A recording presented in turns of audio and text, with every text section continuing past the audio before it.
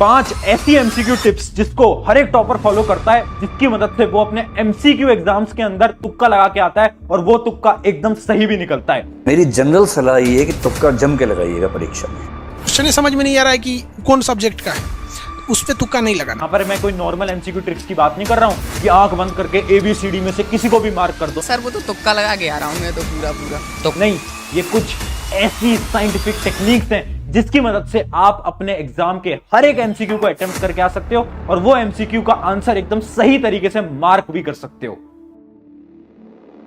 Hi everyone, मेरा नाम है Prashant, mentor of thousands of students. देखो, अगर आज आप ये सोच के आए हो कि मैं कुछ आपको जादू मंत्र बता दूंगा, मैं आपको कुछ ऐसी तुक्का स्ट्रैटेजी बता दूंगा जिससे कि आप बिना पढ़े टॉपर बन जाओगे, ऐसा तो पॉसिबल नहीं है। अगर आप ये सोच के आए हो, इस वीडियो को छोड़ सकते हो, क्योंकि आज मैं आपको साइंटिफिक एमसीक्यू ट्रिक्स बताने वाला हूं। ये कुछ ऐसी साइंटिफिक टेक्निक्स है ना जो कि हर एक टॉपर फॉलो करता है। यहां पर मैं आंख बंद करके तुक्का लगाने के लिए नहीं कह रहा हूं कि बी लगाओ, सी लगाओ, डी लगाओ, ये नहीं कह रहा हूं मैं बोल रहा हूं कैसे आप ऑप्शंस को एनालाइज करके अपने दिमाग से इन टेक्निक्स को फॉलो करके किसी भी एग्जाम को बहुत आसानी से क्रैक कर सकते हो। आप किसी भी एग्जाम की बात कर लो, चाहे बोर्ड एग्जाम हो, अब तो बोर्ड एग्जाम के अंदर भी एमसीक्यू आते हैं, स्कूल लेवल एग्जाम के अंदर भी एमसीक्यू आते हैं, जेईई, नीट, यूपीएससी सबके अंदर एमसीक्यू आते हैं और हर एक टॉपर इन टेक्निक्स को फॉलो करता है। तो चलिए स्टार्ट करते हैं। सबसे पहले हम ये देखते हैं कि 3 टाइप के हमारे क्वेश्चंस होते हैं। पहला टाइप क्या है? पहले टाइप के वो क्वेश्चंस होते हैं जो कि हमें बिल्कुल अच्छी तरीके से आते हैं, वो तो आपको पता ही है। कुछ क्वेश्चंस ऐसे होते हैं जो कि आपको आते हैं, कुछ क्वेश्चन ऐसे होते हैं जो कि आपको नहीं आते, और कुछ क्वेश्चन ऐसे होते हैं जो कि आपको कंफ्यूज करते हैं, जिसमें आपको लग रहा है कि आंसर ए भी हो सकता है, यार बी भी हो सकता है, सी भी हो सकता है, बट मैं कंफ्यूज हूं, मुझे याद तो है बट मैं कंफ्यूज हूं, है ना। अब देखो, जो आपको आते हैं वो तो आप आराम से टिक करके आओ, बट ये जो 2 पार्ट है ना, ये जो 2 क्वेश्चंस है ना, इन दोनों के अंदर आप तुक्का स्ट्रैटेजी को यूज करके आओ, आप साइंटिफिक गेस को यूज करके आओ। पता है कैसे? अभी बताते हैं। चलिए स्टार्ट करते हैं। हमारी टिप नंबर 1, पहला है हमारा एलिमिनेशन मेथड। एलिमिनेशन मेथड के 3 पार्ट्स होते हैं, तीनों पार्ट समझाऊंगा। देखो, एलिमिनेशन मेथड जो बेसिक होता है वो आप सबको आता होगा, बट यहां पर मैं बेसिक एलिमिनेशन मेथड की बात नहीं कर रहा हूं, मैं यहां पर बहुत एडवांस्ड एलिमिनेशन मेथड की बात करने वाला हूं। अब ध्यान से सुनो यार, टेक्निक्स में बता दूंगा, बट मुझे पता है केवल 1% लोग फॉलो करते हैं। अगर सिर्फ 1% लोग फॉलो करेंगे कोई फायदा नहीं होगा, इसलिए अभी के अभी वीडियो को पॉज करके कमेंट में अभी लिख दो yes I will follow this. उससे क्या होगा, आपको याद रहेगा कि हाँ यार, हमने प्रशांत भाई की वीडियो में कमेंट करा था, हमें फॉलो करना है और हम सच में इन टेक्निक्स को फॉलो करेंगे और अपने एग्जाम के अंदर अच्छे मार्क्स लेकर आएंगे। अब सुनो मेरी बात, सबसे पहली चीज क्या है, अपनी स्ट्रैटेजी है all of the above and none of the above strategy. ये स्ट्रैटेजी क्या कहती है? देखो, आप किसी भी एग्जाम को उठाओ, किसी भी एग्जाम को उठाओ, अगर उसके ऑप्शन के अंदर ऑल ऑफ द अबव आपको दिख रहा है ना, 95% चांसेस हैं कि वही आपका एकदम करेक्ट आंसर होगा।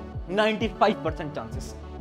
ये हमें कैसे पता? हमने बहुत सारे सैंपल पेपर को एनालाइज करा है, बोर्ड एग्जाम को एनालाइज करा है, जेईई एग्जाम को एनालाइज करा है, नीट एग्जाम को एनालाइज करा है। ऑल ऑफ द अबव हर बार सही आंसर निकलता है, 95% चांसेस है।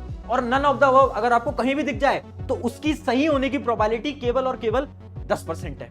जब भी आपको नन ऑफ द अबव दिखे तो उससे दूर हट जाना, है ना, क्योंकि बहुत कम चांसेस हैं कि वो आंसर हो पाएगा। चलिए अब बढ़ते हैं। ये तो बहुत ज्यादा बेसिक एलिमिनेशन टेक्निक थी, अब बढ़ रहे हैं थोड़ी एडवांस एलिमिनेशन टेक्निक के अंदर, और ये बहुत ज्यादा इंपॉर्टेंट है। देखो, अपनी एलिमिनेशन टेक्निक के अंदर है रिमूव एक्सट्रीम वैल्यूज। एक एग्जांपल से समझाता हूं, बहुत इंपॉर्टेंट एग्जांपल है, ध्यान से देखना। देखिए, जैसे कि एक सवाल है, आप देख सकते हो ये इसके ऑप्शंस हैं, ये है ऑप्शन ए, ये ऑप्शन बी, ये है सी, ये है डी।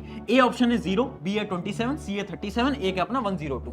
अब आपको क्या करना है, जब भी आप एक क्वेश्चन को पढ़ोगे ना, तो उसकी जो एक्सट्रीम वैल्यूज है ना, उसके ऑप्शन की जो एक्सट्रीम वैल्यूज हैं उनको हटा दो। जैसे कि इसकी एक्सट्रीम वैल्यूज क्या है, एक है 0, एक है 102, इन दोनों को हटा दो। आंसर हमेशा 27 और 37 में से होने वाला है। अब आप सवाल करोगे, भैया ये क्या लॉजिक हुआ? लॉजिक बता रहा हूं। हर एक टीचर जो कि आपके एमसीक्यूज को बनाते हैं ना, वो कुछ ऑप्शन को ऐसे बनाते हैं कि बच्चा देख के उस ऑप्शन को तो हटा दे, है ना, उसको तो टिक ही ना करके आए। आपके पेपर को आसान बनाने के लिए किया जाता है। तो जब भी आपको एक्सट्रीम वैल्यूज दिखें, जैसे कि एक और एग्जांपल देखते हैं, 1 2 4 19, एक्सट्रीम वैल्यू कौन सी है? 19, तो आंसर 19 तो कभी नहीं होगा, कभी नहीं होगा, 1 2 4 में से होगा। हम क्या कर रहे हैं, हम एलिमिनेट कर रहे हैं। जो हमें लग रहा है ना यार ये तो नहीं हो सकता, उसको एलिमिनेट करो। अब आप इन 3 में से कोई भी एक को गेस कर सकते हो या फिर आप सॉल्व कर सकते हो। इससे क्या हुआ, आंसर सही होने की प्रोबेबिलिटी हमारी सही हो गई। ठीक है, यहां पर मैं कोई तुक्का नहीं बता रहा हूं यार, ये बहुत ज्यादा साइंटिफिक चीज है। एक्सट्रीम वैल्यूज को हमने हटा दिया। अब बढ़ते हैं तीसरी एलिमिनेशन स्ट्रेटेजी, जो कि है सिमिलर आंसर ट्रिक। देखिए, टीचर्स क्या करते हैं, टीचर्स आपको कंफ्यूज करने के लिए ऑप्शंस में सिमिलर ऑप्शंस डालते हैं। और वो जो सिमिलर ऑप्शंस होते हैं ना वही आपके करेक्ट आंसर होते हैं। समझ नहीं आया? चलिए एक एग्जांपल से समझते हैं। देखिए जैसे कि ऑप्शंस हैं 5, 10, -5, 17। आपको 3 ऑप्शन दिख रहे हैं। अब ध्यान से देखना, 90% से ज्यादा चांसेस हैं इसका जो सही आंसर है वो या तो 5 होगा या तो -5 होगा। पता है क्यों? क्योंकि ये दोनों सिमिलर ऑप्शंस हैं। ये दो तो कट कर दो, इन दोनों में से तो आंसर होगा ही नहीं। सारे एग्जाम्स को आप एनालाइज करोगे, आप देखना जितने भी सिमिलर आपके ऑप्शंस होते हैं हमेशा आंसर वही होता है। क्यों किया जाता है? क्योंकि टीचर्स आपको कंफ्यूज करना चाहते हैं। एक और एग्जांपल पे देखते हैं, जैसे एक बायोलॉजी का क्वेश्चन है, उसके अपने जो ऑप्शंस हैं वो क्या क्या है? पहला ऑप्शन है आरएनए, फिर है डीएनए, फिर है गोल्गी बॉडीज और फिर है माइटोकॉन्ड्रिया। अब 90% चांसेस है इसका आंसर आरएनए और डीएनए के अंदर होने वाला है। क्यों? क्योंकि ये दोनों सिमिलर है। एक और एग्जांपल देखते हैं, sine theta, sine square cos square theta, minus cos theta, minus sine theta. इसमें से कौन सी दो वैल्यूज होंगी? साइन थीटा और माइनस साइन थीटा। क्यों? क्यों? क्योंकि दोनों सिमिलर हैं। समझ पा रहे हो?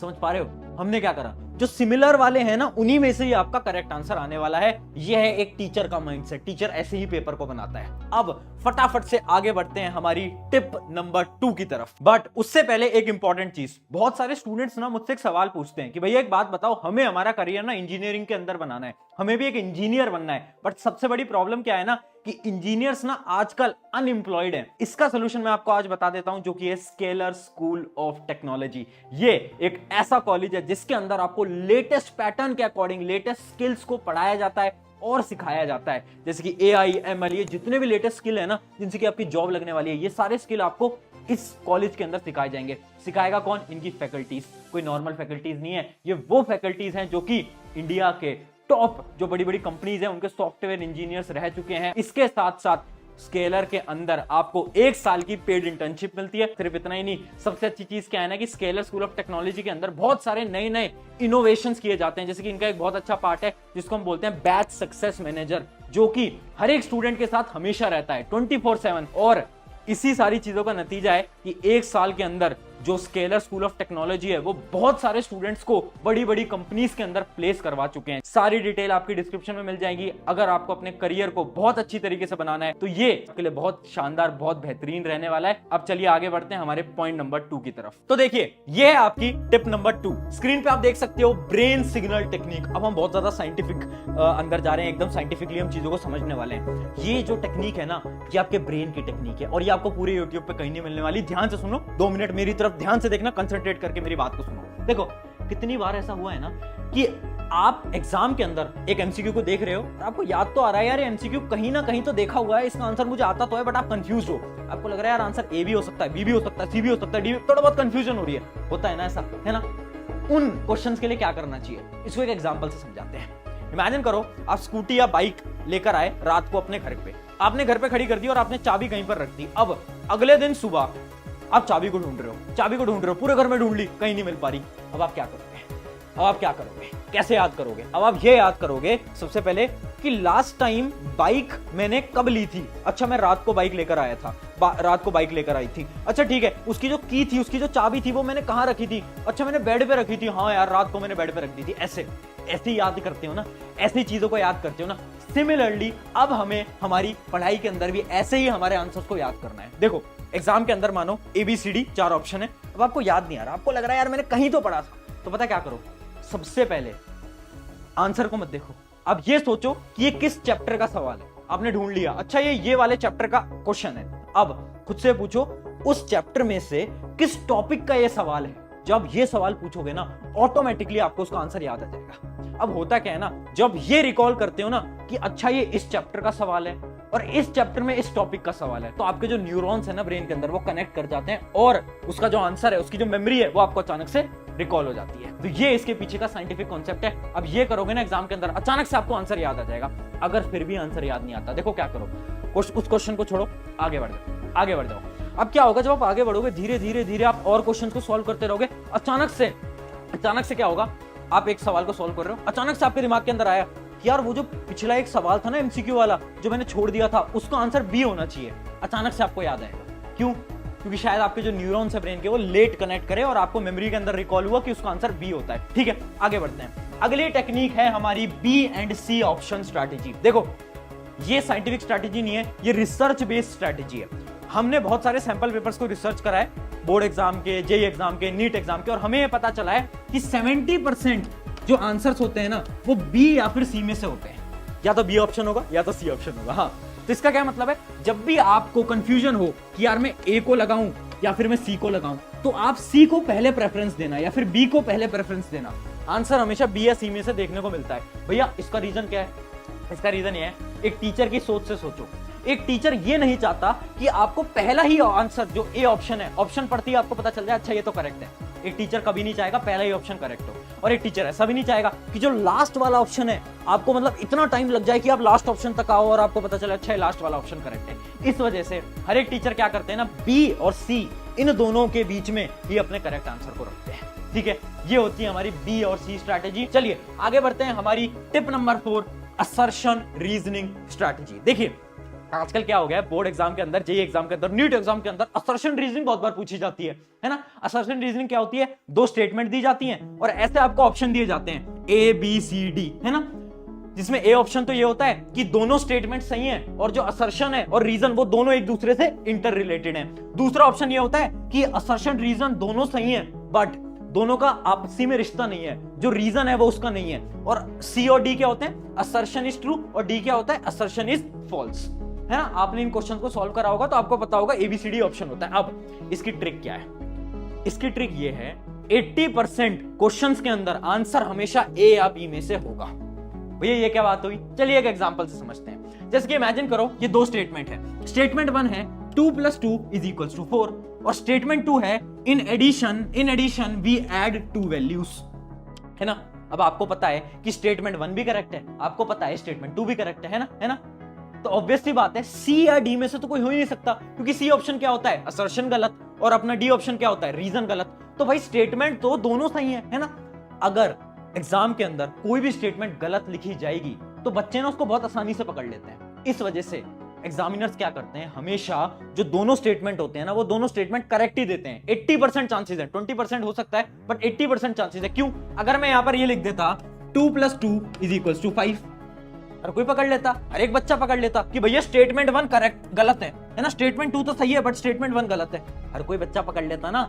इस वजह से स्टेटमेंट्स को करेक्ट बनाया जाता है। बस दिक्कत यहां आती है कि क्या वो उसका रीजन है या नहीं। जैसे कि एक एग्जांपल दिखाता हूं, 2 + 2 = 4 और स्टेटमेंट 2 क्या है, इन सब्सट्रैक्शन वी सब्ट्रैक्ट 2 वैल्यूज। अब देखो स्टेटमेंट तो दोनों सही है बट क्या स्टेटमेंट 2 स्टेटमेंट 1 का रीजन है? क्या इसका रीजन है? नहीं है, क्योंकि यहां पर तो एडिशन हो रहा है, यहां सब्ट्रैक्शन हो रहा है, दोनों के बीच में कोई रिश्ता है, दोनों के बीच में कोई रिलेशन है? नहीं है। तो इसका क्या मतलब है, इसका आंसर क्या आएगा, ए आएगा या बी आएगा? बी आएगा। याद रखना असर्शन रीजन की शानदार टेक्निक, 80% आंसर ए या बी में से आने वाला है। सी या डी को कभी भी टिक मत करना। अगर आपको स्टेटमेंट दिख जाए कि ये स्टेटमेंट तो गलत है तो ही फिर सी या डी में से करना। चलिए ये है हमारी 5th नंबर टिप, जो कि है प्रैक्टिस। क्यों बोल रहा हूं मैं, देखो सिंपल सी बात है यार, आप जितने ज्यादा सवालों को लगाओगे उतनी ज्यादा मेमोरी आपके दिमाग के अंदर स्टोर होती जाएगी। और जब आप एग्जाम के अंदर बैठोगे तो एमसीक्यूज क्या होते हैं ना, लिमिटेड ही बनाए जा सकते हैं। मान लो एक चैप्टर है या फिर मान लो एक सब्जेक्ट है साइंस, अब उस साइंस में से ना लिमिटेड ही एमसीक्यूज को बनाया जा सकता है। ऐसा तो नहीं है कि सिलेबस बढ़ जाएगा, नहीं, सिलेबस तो उतना ही रहेगा। तो आप जितने ज्यादा एमसीक्यूज को प्रैक्टिस करके जाओगे मेमोरी के अंदर उतना ही डाटा स्टोर होगा, और जब आप एग्जाम के अंदर बैठोगे तो बहुत ज्यादा हाई चांसेस हैं कि आप उस एमसीक्यू को देखोगे और आप बोलोगे यार ये तो कहीं पढ़ा हुआ है, ये तो कहीं याद आ रहा है, ये तो कहीं देखा हुआ है ना। क्यों हो पाया? क्योंकि आपने ज्यादा से ज्यादा एमसीक्यूज की प्रैक्टिस करी थी। और यही है हमारी tip number 5, practice as many MCQs as possible. I hope इससे मदद मिलेगी, और कमेंट कर दो yes I will follow this, और अपने एक दोस्त के साथ शेयर कर दो और उसको बता दो कि भाई एग्जाम पास है बट डरने की बात नहीं है। एमसीक्यू की एक बड़ी ही शानदार टेक्निक और टिप वाली वीडियो प्रशांत भैया लेकर आ गए हैं। शुक्रिया एवरीवन, मेरा नाम है प्रशांत, मिलते हैं नेक्स्ट वीडियो के अंदर, टेक केयर।